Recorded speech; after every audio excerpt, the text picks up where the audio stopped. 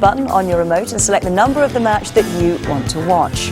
Later, John Gregory will be here to dissect the day's dramas. But first, here on Sky Sports 1, week match number 1. Crystal Palace went into today's game at Charlton still believing in Premiership salvation, despite their fate being dependent on other results. It proved an extraordinary afternoon at the Valley, and commentary comes from Trevor Francis and Ian Dark.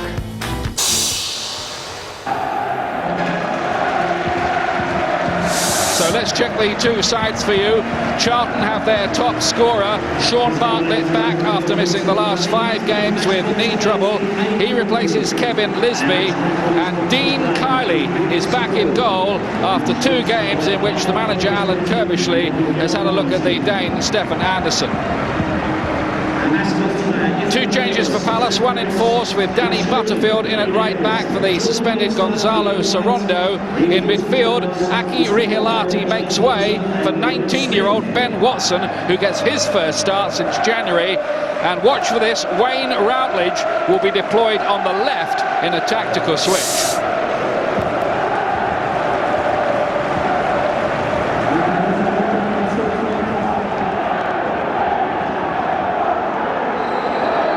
Dressing room beforehand, the Palace players were playing Eye of the Tiger by a group called Survivor to get them in the mood for this. They seemed relaxed, but they're looking for their first away win, frankly, since they beat Birmingham in October. This is Danny Granville. Hughes, the skipper, up to Routledge, who's out on this left-hand side. Ian Dowie, the manager. What a job he's done, regardless of whether Palace stay up. Now Legiatwood. Danny Granville on this side. Johnson with another of those unselfish runs into the channel. Gets the free kick as well.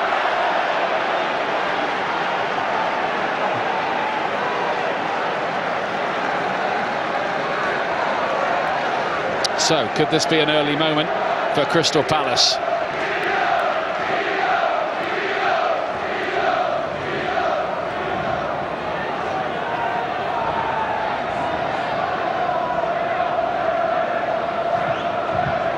Looks like Watson's going to take it. And Palace with Popovic forward from the backhand. Fitzhall as well, and it doesn't reach any of them. Konchesky got it away. Comes out here to Hughes.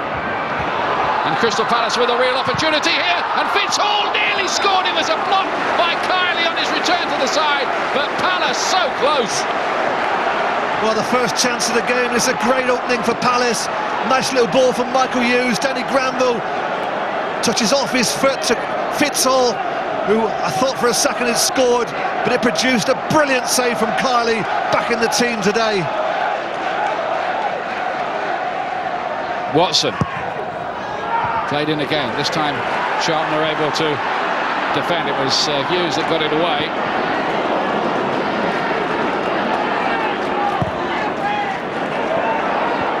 Granville looking for the 1-2. Hall coming forward from the back. He scored a cracking goal last week against Southampton. He did, I was just about to say that. Last week he scored an exceptional goal, and when this fell to him, I fully expected him to score. In fact, it wasn't Kiley. It was a block that came in at the last second from Luke Young, and what an important challenge that was, because I think that Fitzhall was about to put Palace into the lead. Big moment early in this relegation drama being enacted throughout the land today.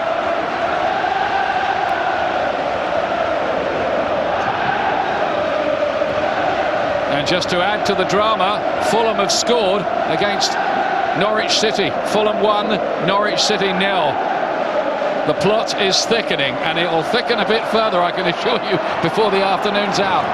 Watson gets in there. That news will quickly filter through, I'm sure, from the Palace fans to their players.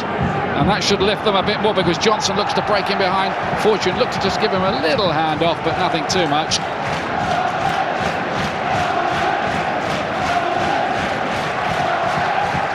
And Southampton are leading Manchester United by a 1-0 as well. It's all happening Well, we've had 2 goals already from the relegation candidates, and it should have been a third, because really Fitzhall had a great opportunity, didn't he, to score for Palace.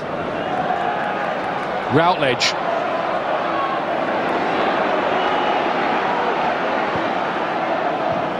Goes for the return. Can Routledge get on the end of this? It bounced for him! Just took a little deflection on the way through, did it? Goal kick, says the referee Mark Clattenburg, but another hint of an opportunity there for Crystal Palace. I think this took a deflection. It came off El Koukouri, should have been a corner, but it was a nice little worked 1-2 by Routledge. He got in, tried to flick it over Kylie, but the challenge came in from El Koukouri, definite corner, and Mr. Clattenburg didn't see it. By the way, the significance of that Southampton goal, if they win, Crystal Palace have to better the margin of Southampton's win, because they are 1 behind on goal difference at the moment. In other words, they have to win by 2 more. That is a problem, a real problem for Crystal Palace, if the Saints go on to secure the points against Manchester United. And just remember, if Norwich do beat Fulham, and they're behind at the moment 1-0, if they do, well, the other 3 are down. Norwich the only side with it in their own hands. Danny Murphy with the free kick. For Charlton, it was headed behind in the end, harmlessly enough by Bartlett. There's always the question, isn't there, Trevor, with a side who really don't have anything to play for, how much they're really going to be up for it on the final day, like Charlton here. Absolutely right.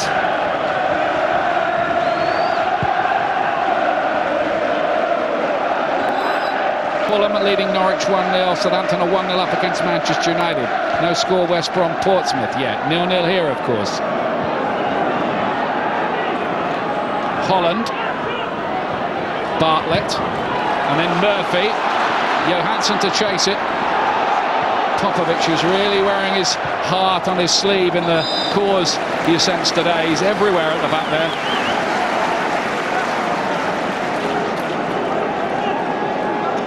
Now here's some news that will interest the Palace fans and a few other people. Manchester United have equalised at Southampton. That's 1-1 now.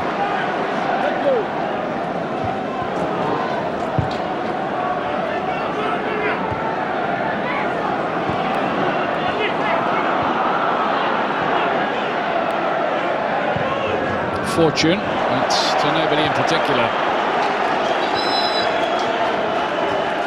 As Charlton were beaten last week by the champions Chelsea just before the presentation of the ceremony by a goal that was, well, it came from a penalty initially that was obviously outside the box, and Alan Kirbyshire just feels that's the way things have been going for them a bit lately. Butterfield. Much more edge about Palace, but you'd expect that. Saw's trying to get him behind, but he got offside. When he played 3 times in league football before this season, Saw, so a real breakthrough year for the teenager.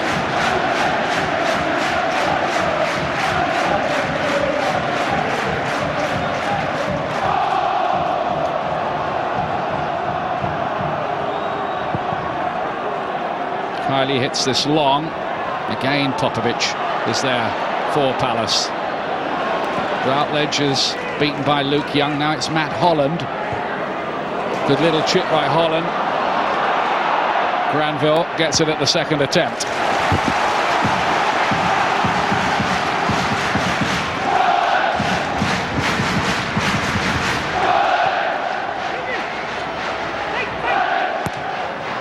Murphy's cross hangs in the air. Kirai gets it, and even on this very hot day, he's got his trademark rather scruffy grey tracksuit bottoms on. They're almost a lucky omen, I think, for him now.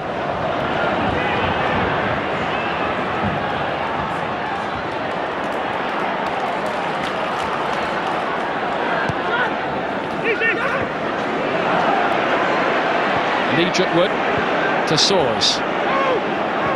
Often plays on the left, on the right today, and this slight little tactical tweak from Ian Dowie. Palace free kick. Had a lot of the ball, haven't created too much yet, Trevor. No, but I think the Palace are the side that are playing with a greater determination. They're playing with more energy. Whenever the ball is loose, them 50-50s that are so important, Palace seem to be the one that want it more. They've only had the one opportunity, that's all we've seen in the game so far, but without doubt, this game is there for Palace to win.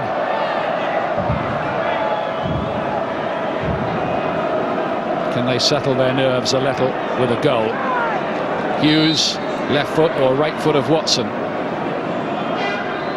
It's Ben Watson, it's good, it was well watched, well covered by Kylie, and they're saying corner kick. Kylie's convinced he kept that in. Well, that's a terrible decision by the assistant referee.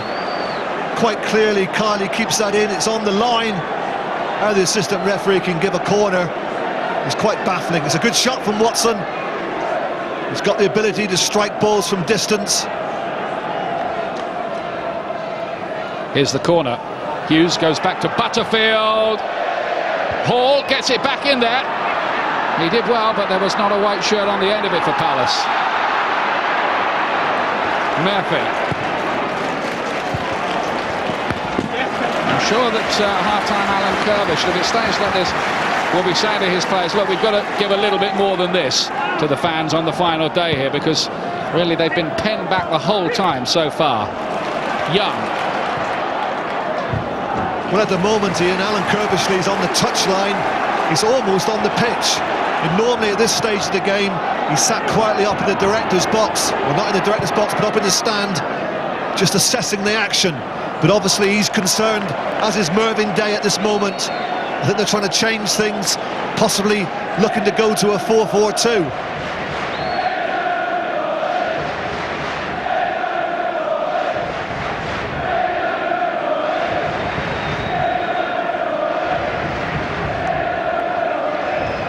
Just been named, by the way, the greatest manager in Charlton's history in a ceremony pre-kick-off, Alan Kirbishley.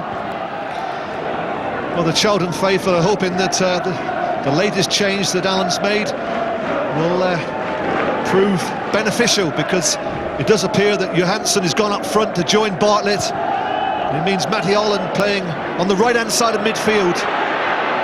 Granville. Yep, they've gone 4-4-2, Charlton. Throw goes Charlton's way.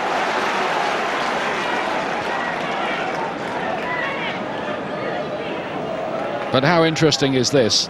Palace are in the situation where if they scored one, it would mean they were the side who would stay up as things stand on the afternoon. The incentive could hardly be greater. It's worth about £20 million, I reckon, to survive in this league.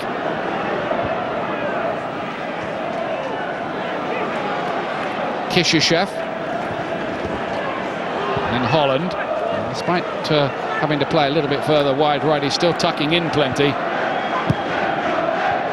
Hughes, Butterfield gets in there but gives the ball straight to Murphy. Yes, you're absolutely right, Ian. There won't be any natural width on this right-hand side. As Matt Holland, as we know, is more comfortable playing the central midfield role. He'll do that with Danny Murphy. And Kishishev and Brian Hughes will remain on the left-hand side. They're hoping, of course, that Luke Young can get forward to provide the width on this right-hand side from the right-back area. Ben Watson up towards Tom Sawers, the two teenagers together. Then Mikael Legiatwood. Danny Butterfield. Good ball to Granville. Remember, Crystal Palace have won just once in 18 previous away games on their return to the top flight this season. It's not an encouraging record. They did win here, though, in the League Cup, 2-1. Now then, Routledge invited to hit it. Oh! And what a save by Kylie! That was on his way from Wayne Routledge, who hasn't scored this season. He nearly did here when it really mattered. Absolutely brilliant play this by Palace. Lovely little knockdown from Andrew Johnson into the path of Routledge, who absolutely smashes it on the half volley with his right foot, and it produces a quite brilliant save from Kylie. That ball, without doubt, was destined for the back of the net. Agony for Palace, that. Twice they've been very, very close now. Hughes plays it in there. Popovic was there, but again Kiley, who looks like he wants to make a little statement that he is the #1 goalie around here, having been left out a couple of times lately. Well, for the supporters behind Kiley's goal, when that ball left Routledge's foot, they thought for a second, as we all did, that it was destined for the back of the net. And if it had not been for such a brilliant save from Kiley, surely Routledge would have scored.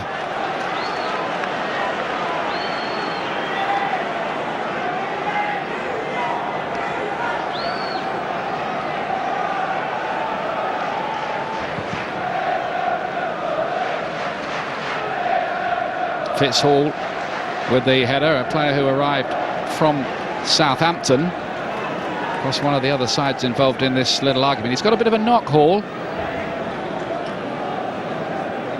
Probably run it off. Let's see. Bartlett. Kishishev. Good move here. Hughes. Can he make it 1-0? Oh, yes, he can. Off the post. Charlton's first real attack, and they have scored through Brian Hughes. That is a hammer blow for Crystal Palace. I know all about Brian Hughes' finishing. He's an excellent finisher. Once he gets into that box, you can always back him to score. What I like about this goal is the run that he makes from a wide area. Comes narrow, receives the ball, takes possession, needs the post, but it's a brilliant finish despite the challenge of Danny Butterfield. Hughes beats Kirai in off the post, and you have to say it gives Charlton a rather undeserved lead. First ever Premiership goal for Charlton, that, for Brian Hughes. His other 3 this season were in the FA Cup. What a time to score it. And he's done it too against the team of his old teammate at Birmingham, Andrew Johnson. That's set the Charlton fans alight. They want to win this. This is the South London derby, of course.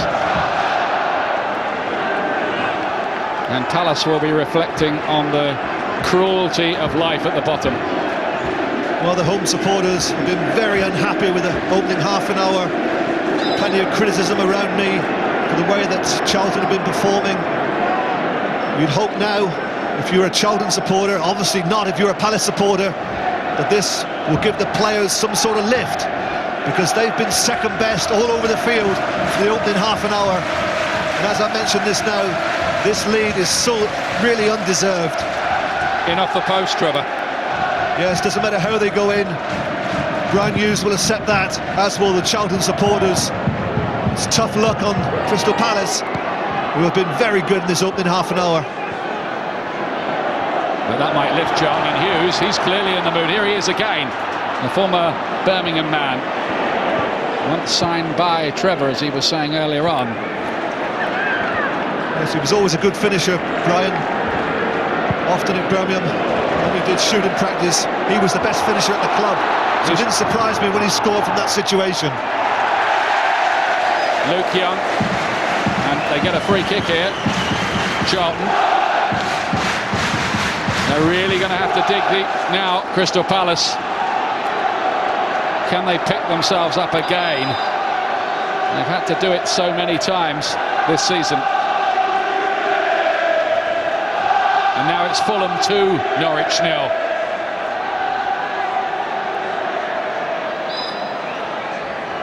It's Murphy, driven with pace. Oh, and nearly a goal for Johansson, who hooked it so close to that near post. Well, it was a clever work free kick from Danny Murphy.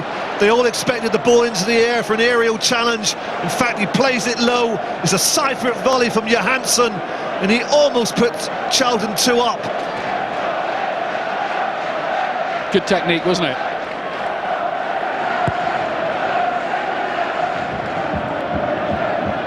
Palace could so easily be ahead in this game.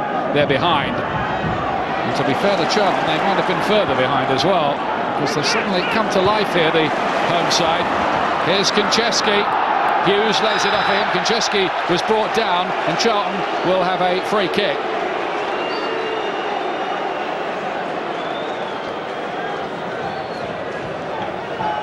Yes, Kishishev stayed on his feet for a second, and then lost balance. Definitely foul by Soers. Konchesky was looking to get on the end of the 1-2 from Brian Hughes. Yellow card here for Tom Soers. I think it's going to be one anyway. Yeah. Not so sure it warranted a yellow card. A little bit of contact there. I think as Konchesky was running at full pace, he just lost his balance. It was a little nudge from Tom Soers. Certainly didn't warrant a yellow card. Now Danny Murphy, master of all the set pieces for Charlton. Not one of his better ones, that one though. Johnson. Soers, good challenge by Kishyshev. Al-Karkouri coming forward from the back, he likes to score. Johansson's in here! Into the side netting. Was the flag up? Yes, it was. It would have been offside. Yes, you can see Johansson just get in there a little bit early, but he's actually in line, isn't he? That's not a good decision by the assistant referee.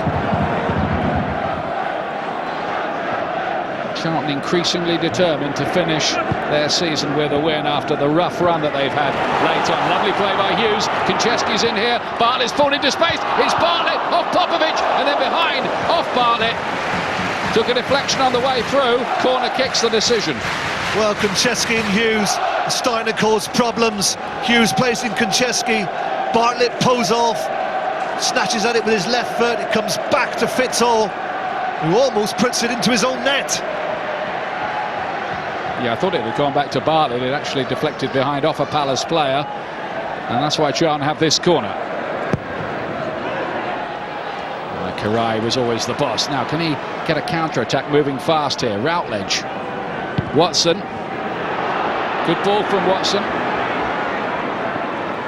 Kishyshev is across. He plays that anchor role in the midfield, the Bulgarian. He used to be a right back, but he's very, very versatile. They take it quickly here. Hughes.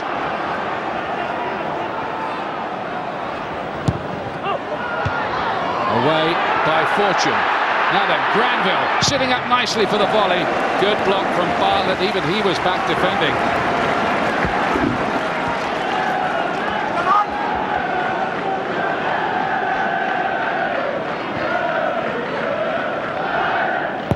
Legentwood. Konchesky rather misjudged it in the air, but just flicked the top of his head, so it will be a Palace throw. They'll feel that they need to try and bite back if they can before the break. We just wonder where this drama is going next, not only here but at 3 other grounds this afternoon.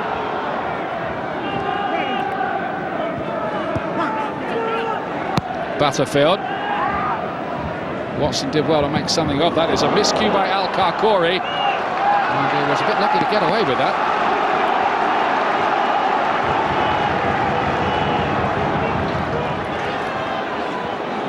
Granville.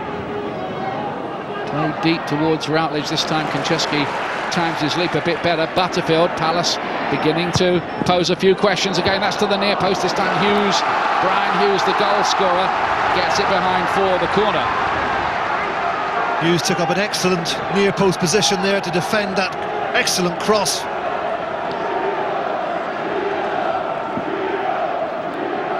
A Palace corner. Fitzhall is in there. Popovic is in there. Johnson is in there. Flicked on. Great chance for Crystal Palace. Smuggled away. It was Johansson, Ian, who took it off the head of Tom Soers.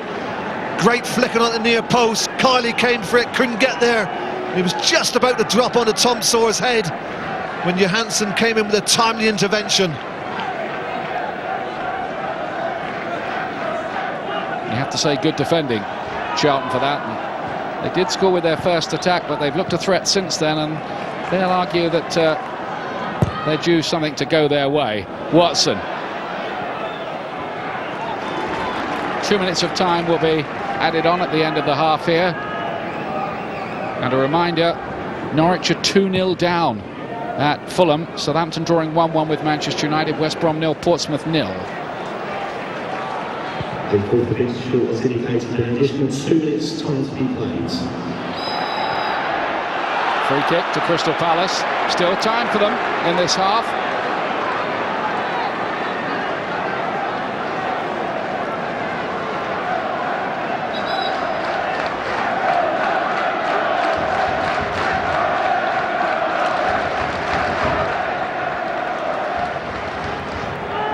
Surely too far to hit one. Hughes surveys the options, one of which might be Butterfield on that right-hand side, who's in a bit of space. Go for the chip up. Popovic with an attempted back header, which might just have worked because he did get there.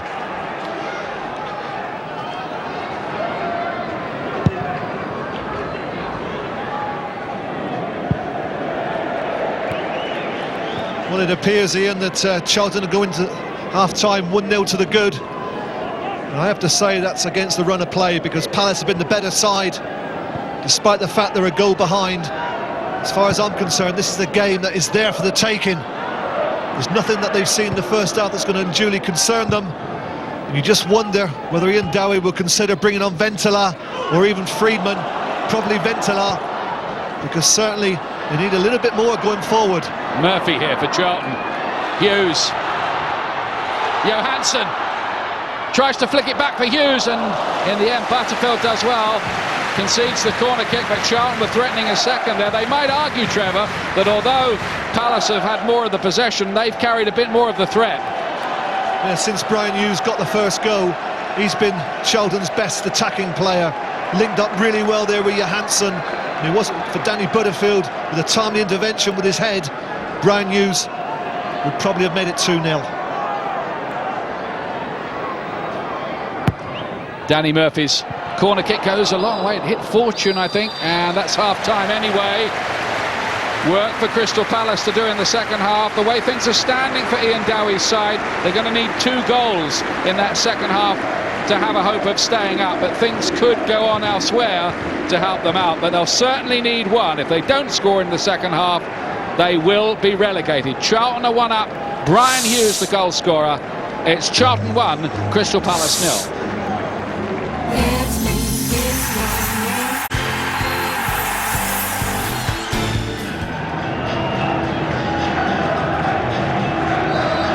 Charlton Athletic are not going to match 7th place last year, a splendid achievement for them, but it's been another season when they've been well clear of the relegation argument. If only Palace could say the same. And Charlton getting a free kick straight away for a foul on the man who got that goal, Brian Hughes, in the first half.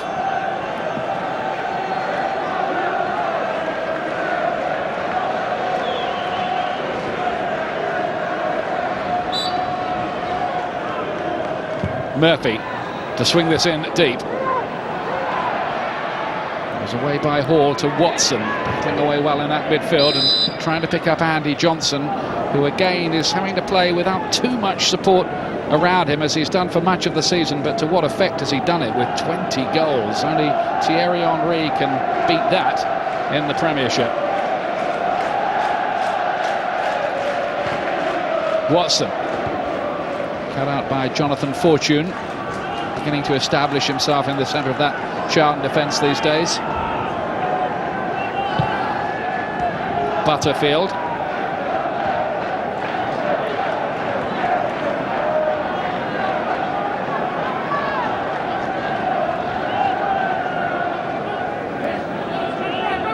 Hughes for Palace. Butterfield on the volley, interesting idea. El Karkouri got it away, the Moroccan. Soares. Konchesky hustling him out of it, now settled again at Charlton. Paul Konchesky. There was a long period where he was on the transfer list, went off to Spurs. Of course, now there's going to be a card here for Konchesky. Tit for tat there.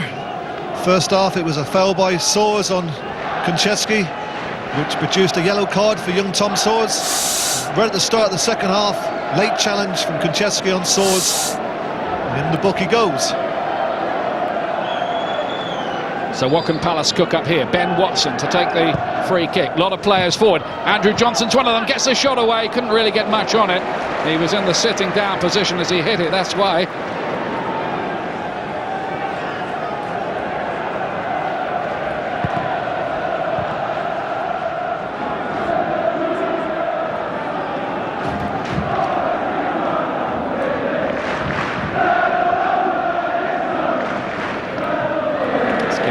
by Watson. Palace didn't need that. I'm sure the news from the other grounds will have filtered through to them at half-time.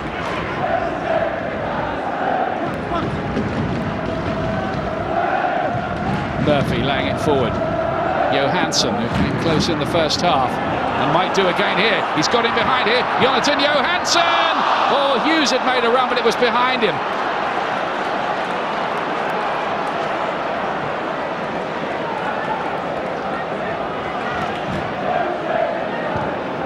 Butterfield long. Hughes nods it down. Just wonder with sides at the bottom where there comes a point where the players have emotionally given just about all they can give. Lovely move here from Charlton. Konchesky, Holland is arriving. Well played by Butterfield to block the cross. Absolutely vital block that was from Butterfield. This is the previous occasion when Johansson goes to the byline looking for Brian Hughes. He's just behind him. On comes Freedman, whose goal 4 years ago prevented Crystal Palace from sinking into the third tier of English football. Danny Butterfield will come off, so there'll be a reorganisation here for certain by Palace, who presumably are going to 3 at the back here, and will push Freedman into attack. Long servant of Crystal Palace, of course, in a couple of spells, Freedman, as he got a part to play in this relegation thriller. Here is Freedman's first involvement. Tries to find Johnson. He and Dowie hoping those two can link up to good effect. Certainly worth a shot. They've got to gamble now, Trevor. Well, they've got to get back into the game. Doesn't matter how they do it, but obviously by bringing on an extra forward, it asks 1 or 2 questions of the Charlton back four. I have to say, in the start of the second half, I bet it rather too comfortable. Palace the better side in the first half. In the second half, Charlton have been much better. I think they've improved since they went to 4-4-2. Whilst they were playing 4-5-1, they weren't able to mount an attack. And there might be more going on here because Jonathan Johansson was trying to get through, but Fitzhall got in an important foot.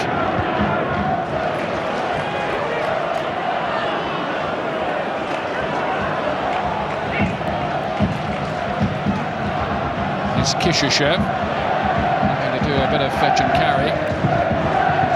Charlton fans basking in the sunshine, and despite their bad recent run, very much in the comfort zone. Well, this has fallen behind for Freeman. Wonderful chance for Palace. Freeman has done it. He's put Crystal Palace level with only his second touch of the ball. How about that for an inspired substitution? Well, it was needed, and it couldn't have fallen to a calmer player than Freeman. He took his time. It made it look so easy. Here's the header. It's not a convincing one. He takes one touch. Kylie off his line. It's an easy opportunity for Freeman. Can't be missed. But you don't expect him to miss with this. Plenty to aim for. Calmness personified, and an easy finish for Freeman. It's his first Premiership goal of the season, would you believe? Freeman. He's got a couple of others in other competitions, but what a time to score it. Palace can see hope again. They now need Manchester United to win at Southampton, and for West Bromwich Albion not to win against Portsmouth. But they can see a little light at the end of the tunnel.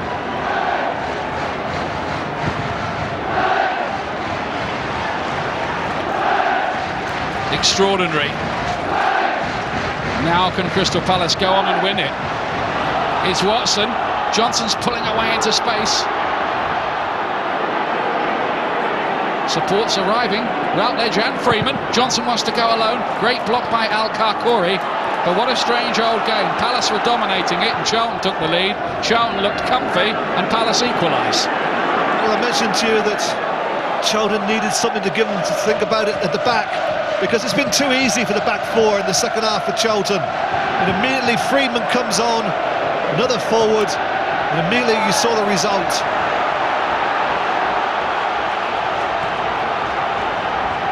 Well, listen to this news coming in though from the Hawthorns. West Bromwich Albion 1, Portsmouth 0. Now that puts West Brom, if it stays as it is everywhere, they will be the team who stay up, and what a remarkable achievement that would be. But hey, hang on, there's stuff going on all over the place here. Let's just concentrate on what goes on here, because Palace now believe they might be able to go on and win this. Watson plays it in there, it flashes off ahead at the near post.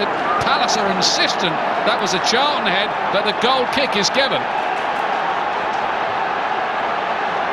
Not an easy decision to give, but absolutely nothing wrong with this decision.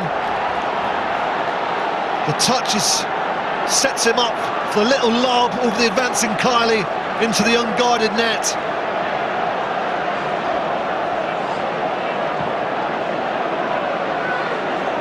And now Manchester United do lead by 2-1 at Southampton. Another twist in this remarkable story on this pretty amazing day. If Palace win here, they can stay up, and Freedman looking to break onto the end of that. Al-Karkouri got it away.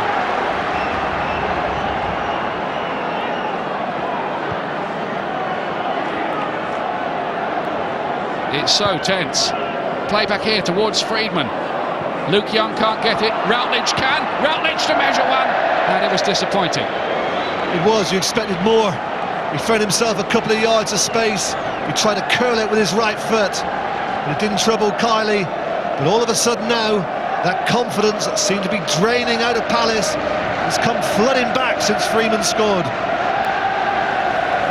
Here's the goal again.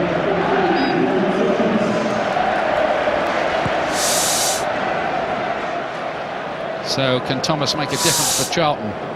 Freedman certainly is for Palace. He's already scored one. Johnson on the turn, brought down on the edge of the box there. And this is a dangerous area for a free kick. It was Fortune's challenge.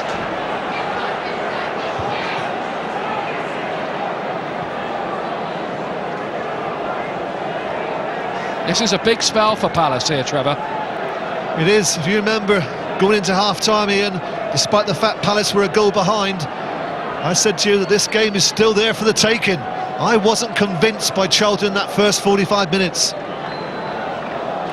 And they're having an argument about whether they should have a player back on the line to defend the free kick. That's what they're going to do. Of course, that plays a lot of the Palace men onside in behind and obscures the goalkeeper's vision a little. Now Granville is one of those who's interested. Johnson, of course, is on the scene. Granville can take a mean free kick with his left foot. Key moment here at the Valley. 1-1 as we stand. Palace looking for the win that might keep them up. It's Andrew Johnson.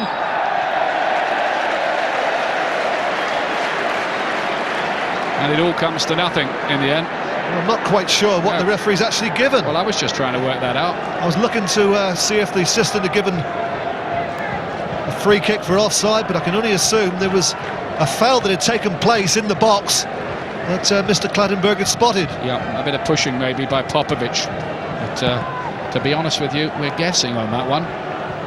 Now then, here's Johansson. This is difficult for the defenders, but in the end, Kirai can come and claim it and hit it long. Oh, Freedman's got in behind here. Mistake by Al-Karkouri. Johnson, can he get it? There's a claim for handball, and it's given. Penalty kick. The handball is given. Fortune. Well.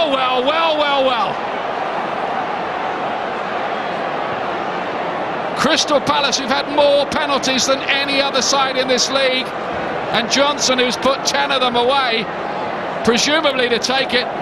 And might it just be the moment for Crystal Palace? How big a penalty is this? Well, what an effect Dougie Freedman's had on this game. Quite clear this is a handball. He's unselfish here, Dougie Freedman. He could have shot with the outside of his right foot. Tries to play it to the advancing Andrew Johnson, and quite clearly Fortune handles the ball. And what an opportunity this is for Andrew Johnson to put Palace into the lead. He has to be nerveless somehow. This may be the penalty that keeps Crystal Palace up. It is at 21 for the season for Andrew Johnson, but that doesn't matter. He was cool hand Luke there.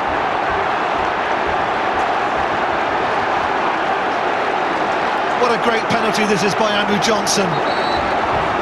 He's so calm, no nerves, strokes it with the inside of his right foot, right in the corner, enough pace on it.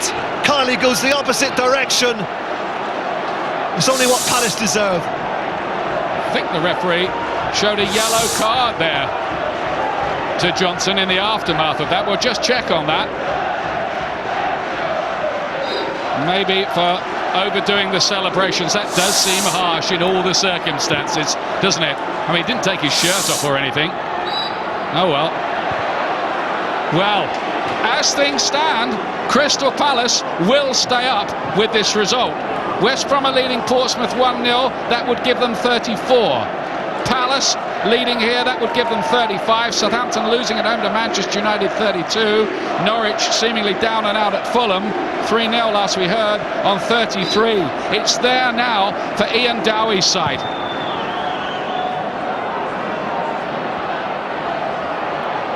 Kishishev, what a turnaround, second half, and it's all come about since Doogie Freedman came on. He hasn't had that many games this season, and he was instrumental again there. He was, Ian, but it was crying out for another striker. Andrew Johnson has been exceptional this season, often by himself. He needed some support, because you could sense that Charlton were not absolutely bang at it this afternoon.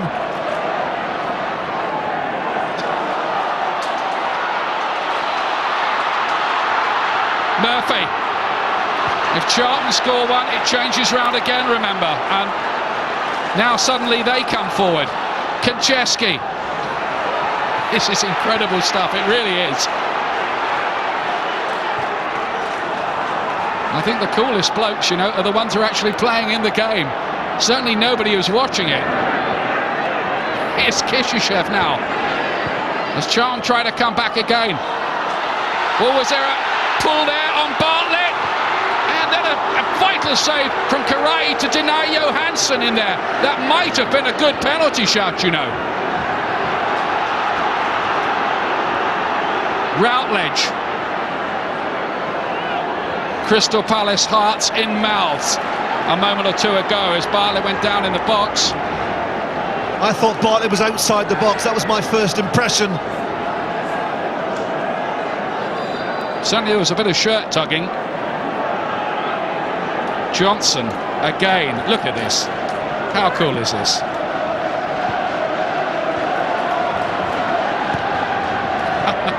Right. You can't blame him, can you?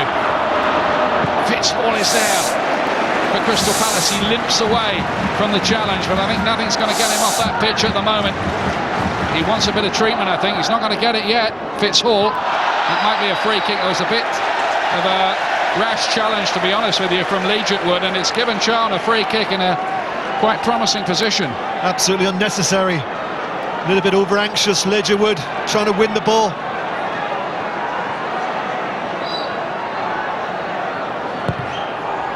Played towards the back post, and Fortune got there! Well, is that the goal that's going to keep West Bromwich Albion up? 2-2! Late goal for Charlton Athletic. Jonathan Fortune, the defender whose handball had given away a penalty at the other end, scores with a header now. And this, you sense, is vital. Well, it's a catalogue of errors. Ball played in with plenty of pace. Kirai comes for it. He's not sure. Popovic leaves it thinking he's going to get there. It's a free header from Fortune. Ian, I spoke to you about that unnecessary free kick from Wood. How unnecessary is that now? Oh, that looks just absolutely massive. They can't believe it. He just climbed all over the back of the striker, did Wood, and from the free kick, Charlton are level. And when the news of that filters through to the Hawthorns, the place is going to just erupt, isn't it? Now it's Charlton fans who are enjoying this topsy-turvy afternoon here.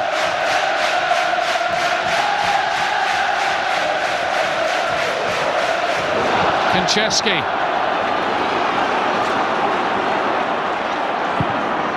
Thomas plays it in. Kirai gets it this time. And that's what he should have done with a free kick. He came halfway, didn't get there. Popovic, I think, left it to him when probably should have still gone for the challenge.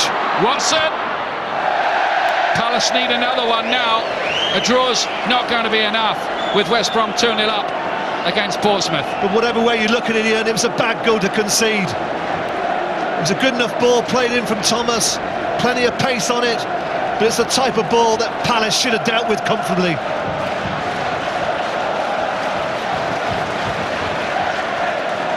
How's your heartbeat, Trevor?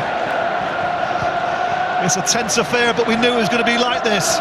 Nothing was going to be straightforward this afternoon. We're two of the only neutrals in the ground.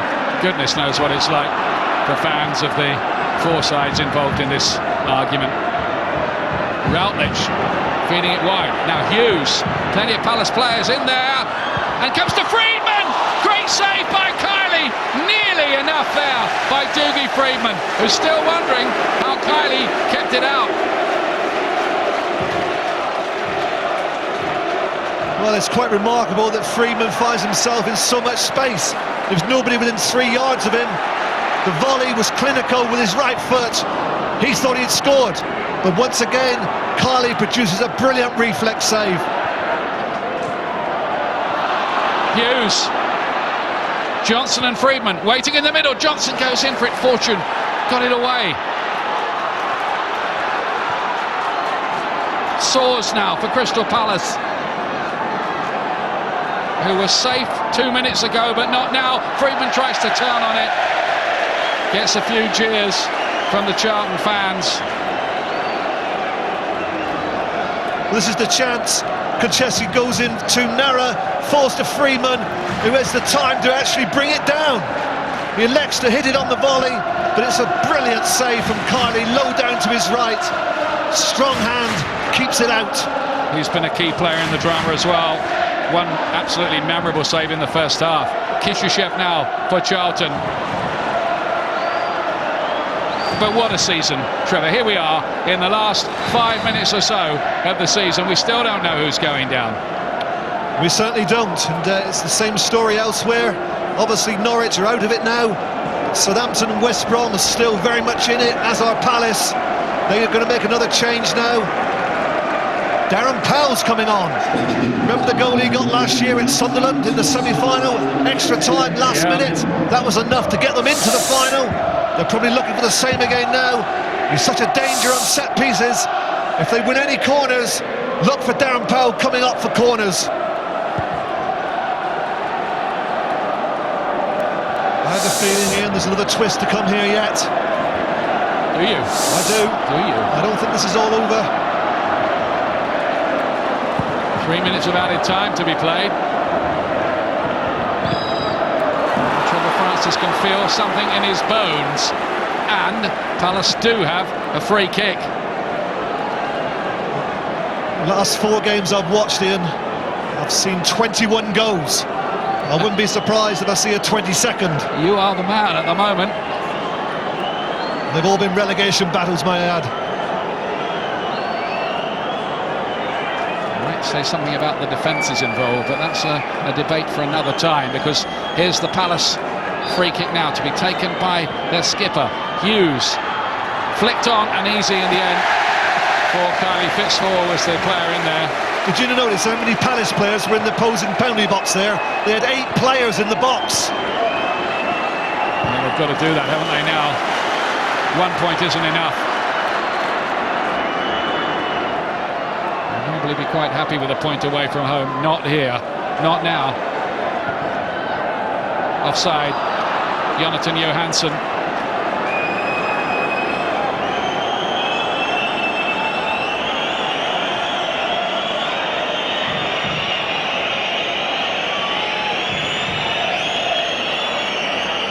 At the moment they're sending Popovic into a more advanced position. Look how many players they've got forward. They're going for broke, they have to. Desperation stuff now from Crystal Palace. Seconds ticking away. Wihilati's long throw. The goalkeeper's come for it, and he's claimed it as well. Dean Kiley. That's excellent goalkeeping by Kiley. He's not the biggest, but he came over defenders and he took it cleanly. Didn't need to punch it.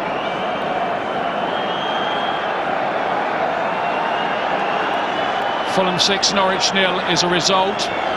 They are going to be relegated, and Southampton will be down 2. They've lost 2-1 at home to Manchester United. West Brom still leading 2-0. That will be enough if there are no more goals here. Palace need one more goal to stay up, and we're in stoppage time. It's Leigh-Wood. It's aimed towards Popovic. Charlton get it away again, and they keep possession too with the jet-heeled Ramadan. He's on his own. He's going to take them all on here, is he? He tried to. It was worth a try to. How well did Michael Hughes do there? Offside here. Offside against Powell.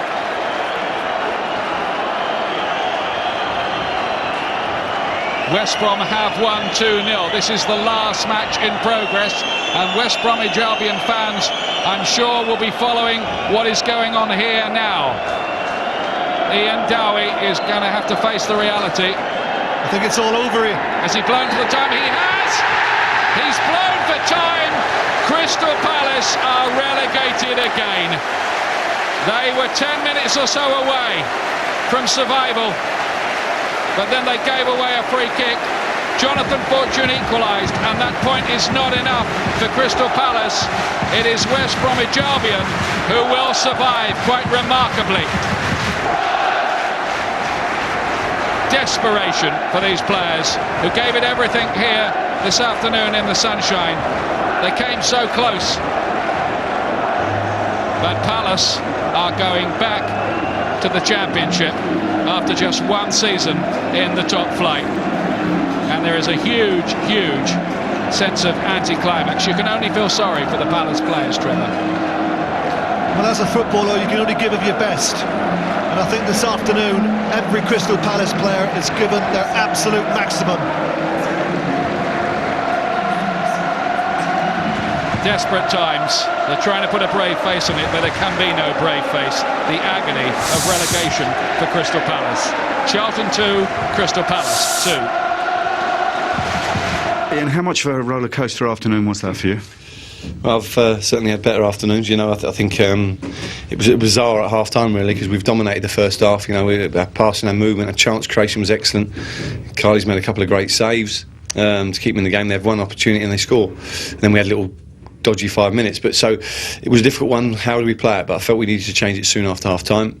We get ourselves back in the real shake of it, looking very comfortable, and we give away a situation. So yeah, it's a massive ups and downs for sure. You were clearly aware of the implications of that late equaliser at the time. Absolutely. Yeah, we were aware that West Brom were winning, so we needed a goal. So we thought we got a goal, you know. And if we'd have held out for another 8 minutes, we might be sitting here and talking a different story. But it is that margins, and they're the little moments of concentration. I talked about it all year. They're one of the lessons we need to be learned. But the group of players I've had have been magnificent throughout. I thought they were tremendous today. They played with pride and passion, and they didn't go down with a whimper. They went down with a roar. And if they continue giving me that sort of performance, you know, then I'll continue to be proud as I am now as the manager. We've never managed really to send the fans home happy here. We always seem to fade away at the end of the season, and I think they're obviously very happy because of the rivalry between us and Palace and everything else. So they've clapped us off, and if we hadn't got that point, or perhaps if Palace hadn't gone down, they may not have clapped us off. You know, we may have had an empty stadium, and so the whole season's work would have been forgotten. You know, I'm dreadfully disappointed for Palace.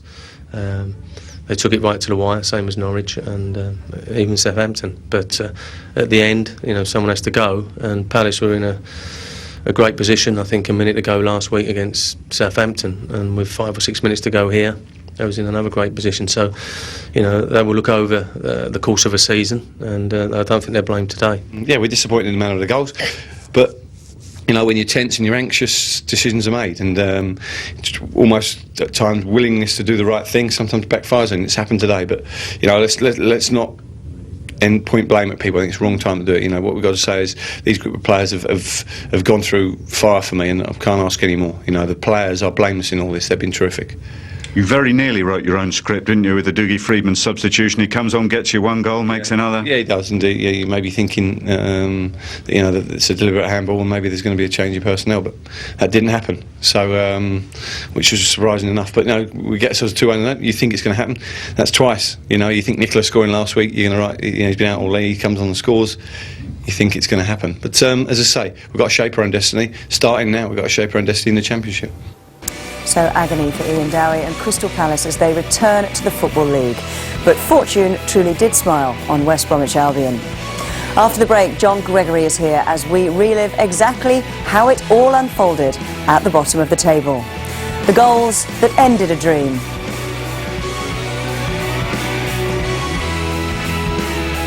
And the goals that made one. Plus the moment that cost Manchester City a place in Europe.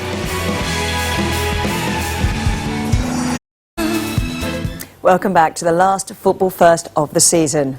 And what a day we've had, especially if you're a West Brom fan. The Baggies have stayed in the Premiership after beating Portsmouth at the Hawthorns, sparking wild scenes of celebration. Crystal Palace were 8 minutes from safety before this goal from Charlton's John Fortune ended their dream. Southampton are also down after they lost at home to Manchester United. And Norwich were relegated after a 6-0 hammering at Fulham. Elsewhere, Robbie Fowler's late penalty miss cost Manchester City a place in Europe. Their game with Middlesbrough ended in a draw. Here are all the final day results then. Birmingham beat Arsenal at St Andrews, Walter Pandiani opening the scoring. Dennis Bergkamp equalised before Emil Heskey's last-minute winner. It finished Bolton 3, Everton 2, Jaidi, Davis and Stelios for Bolton, who also had Bruno and Gotti sent off. Cahill and Carsley for Everton. 2-2 at the Valley, Hughes and Fortune for Charlton, Freedman and a Johnson penalty had given Palace the scent of safety. Norwich beaten 6-0 at Fulham, 2 for McBride, then Bupa Diop, Knight, Malbronk and Cole all on target. Liverpool beat Aston Villa 2-1, Djibril Cissé with both, Gareth Barry with Villa's consolation. 1-1 between Manchester City and Middlesbrough, Moussampa equalising Hasselbank's opener, but Fowler's missed penalty will make all the headlines. 1-1 at St James's, Frank Lampard's penalty cancelled out Jeremy's own goal. Southampton beaten 2-1 by Manchester United. An O'Shea own goal had put the Saints ahead before Fletcher and Van Nistelrooy won it for United. No goals at White Hart Lane, and at the Hawthorns, Horsfield and Richardson kept West Brom up. So this is the final Barclays Premiership table. Southampton finished bottom and are joined in the Championship by Norwich and Crystal Palace. West Brom's win moves them up 3 and to the safety of 17th. Portsmouth finish in 16th, Blackburn drop a place to 15th, Newcastle are down 2 to 14th as Fulham move up to 13th. Birmingham City up 1 to 12th, Charlton finish in 11th. Villa stay 10th, Spurs are in 9th, Manchester City are 8th as Middlesbrough takes 7th and the final UEFA Cup qualification spot. Bolton are 6th, their highest ever Premiership finish. Liverpool 5th as Everton take 4th by 3 points. Manchester United finished 3rd, Arsenal in 2nd. Chelsea, of course, the champions by 12 points and with a record Premiership points total. So a day that really ebbed and flowed. All 4 teams were safe at one time or another today, and John Gregory has joined me to go through it all. John, what a day. Can you believe what happened, that West Brom would stay up? No, just an amazing day. I mean, it just ebbed and flowed all afternoon. Obviously, we sat in the studio over on the Soccer Saturday and, well, Soccer Sunday actually. Yeah. And it was just changing and changing every couple of minutes, you know. It was a fascinating afternoon. I mean, going into it, I mean, West Brom, the odds were so against them. To win was almost the easy part. It was waiting for the other results. Yeah, I think, I mean, I think it was Phil Thompson and Frank both said this afternoon that they fancied West Brom to be the team that actually jumped out of it, and they were proved right. Me and Charlie didn't think that West Brom would get out of it. We thought that they'd win, but I just had a feeling that maybe Norwich might have certainly done a lot better than what they did today at Fulham. It was a disappointing result for them, but you know, fair play to the Baggies. Obviously, me coming from up that neck of the woods, I know a lot of West Brom fans will be totally ecstatic tonight and probably still down the pub having a few jars. Well, good for them. Right, we're going to go through it in chronological order so we can see just how it did unfold in terms of who was up and who was down. Nothing happened for 10 minutes. That's you know right. what I mean, there was nothing going on for 10 minutes, but But then Fulham started to ruin Norwich's day. Yeah. Norwich started very well actually, and Phil Thompson was watching this game alongside me, and I had a great interest in it. And this was a bad goal at the start, though. I mean, you see that McBride got a clear run in on goal and takes Those it very well. Those defensive frailties that we've seen all season from Norwich. We have from Norwich, but you know they've been particularly good in the last few weeks. You know, I mean they've been playing very well, but they went all out attack, and that was really Fulham's first attack of the afternoon. 1-0 up. So for the other three, that's great news, because they all needed Norwich to lose for them to have any chance, or at least not to win to have any chance.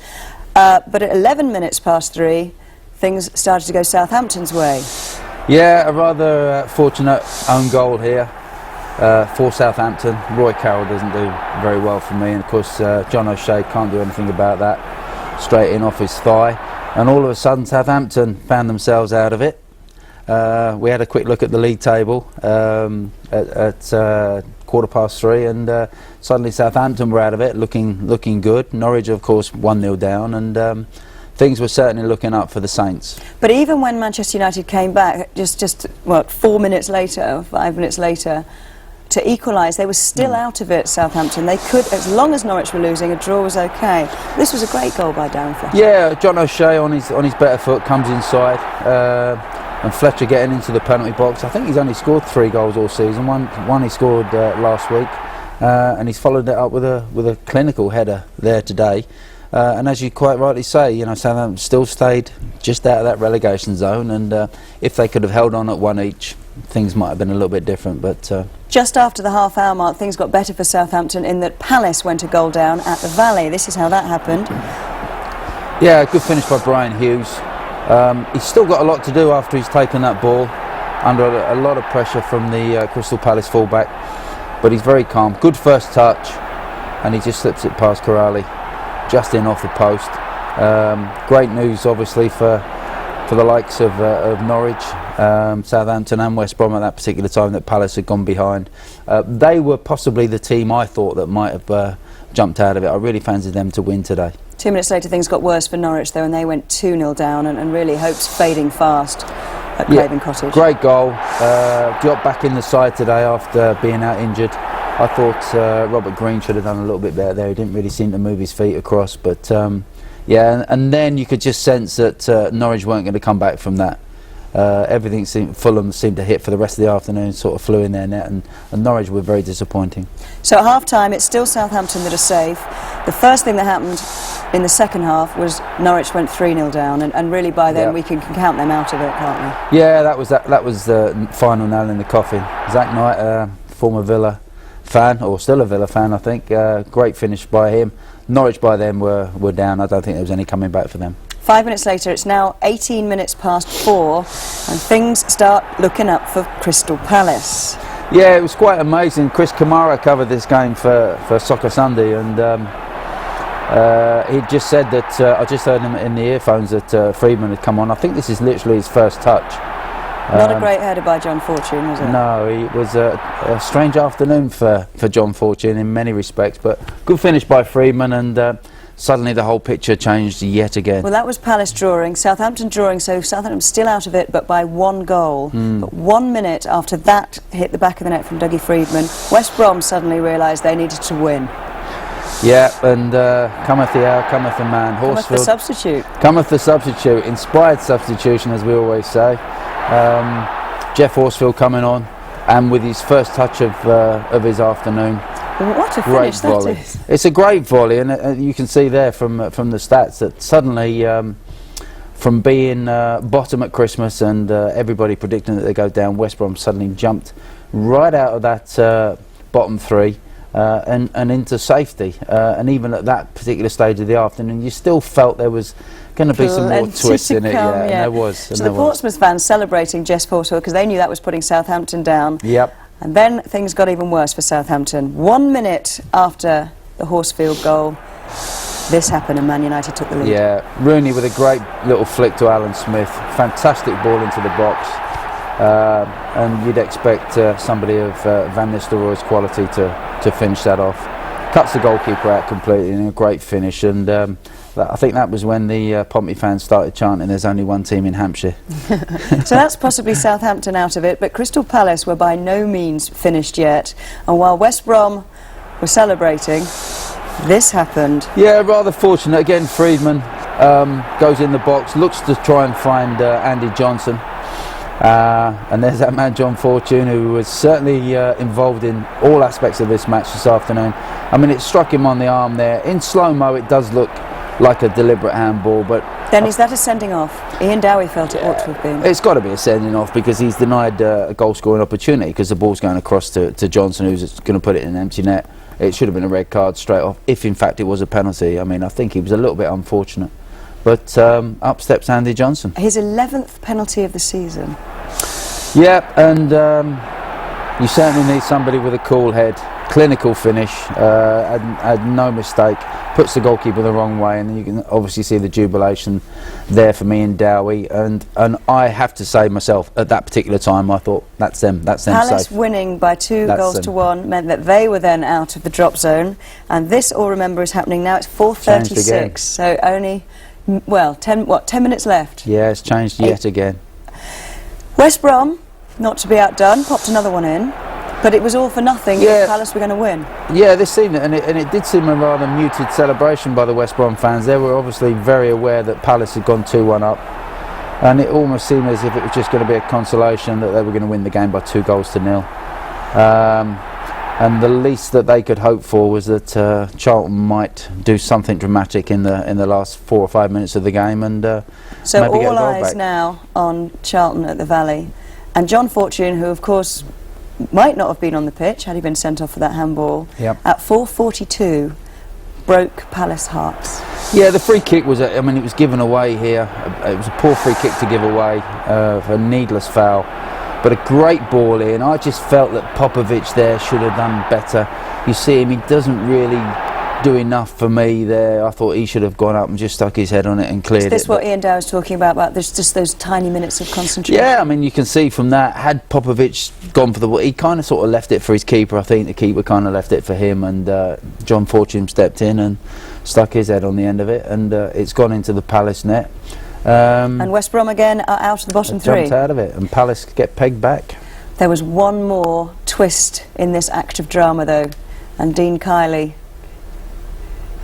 Yeah, I mean, it's a Thursday morning save. It's the kind of save you kind of expect your goalkeepers to make, but good connection here by Dougie Freedman. A Thursday morning save? Yeah, like a regular training save. It's something that he would have done, you know, regularly throughout the week. That's 4:44 when that happened. The great happened. thing was he just punched it clear. You know, he got it out of the danger zone, which was a good goalkeeping save. 4:44, yeah, sorry. The final whistle went at the Hawthorns, and then they had that agonising wait to find out what was going to happen at the Valley. Yeah, that was the great thing. I think we had the cameras in the studio, and they've just suddenly found out, there you can see it, that Crystal Palace have drawn, that West Brom are actually safe. And amazing scene. Yep, let them all come on the pitch. I always think in those situations, my goodness me, they'd stayed up, and it was a fairy tale ending to what was an incredible survival Sunday. To go to the last game, Claire, with 4 teams all had the opportunity of getting out. How much credit does this man take, Brian Robson? Well, I mean, I said today that he would have. I mean, he's obviously renewed his management credentials. And even if they'd gone down today, I think he's gained so much respect in the way he's gone about his job today, and the way he's gone about his job since he's gone into West Brom, even if they've gone down today. But the fact they've stayed up as well, I mean, he's just recouped all his respect, I think, and he's done a tremendous job there, and he should take an enormous amount of credit for saving West Bromwich Albion this season, and let's hope they don't have to get involved in relegation next year. Of course, the other side of the coin is absolute heartbreak for Crystal Palace, for Norwich City, and of course for Southampton. Yeah, I mean, I certainly look at Southampton, who have been in the Premiership, I think, and certainly in the top division for 27 years, I think it is, an unbroken spell there, and it's disappointing to see them got down. I mean, maybe the chairman needs to have a good look at himself over some of the decisions that he's made throughout the season. 3 managers they've had.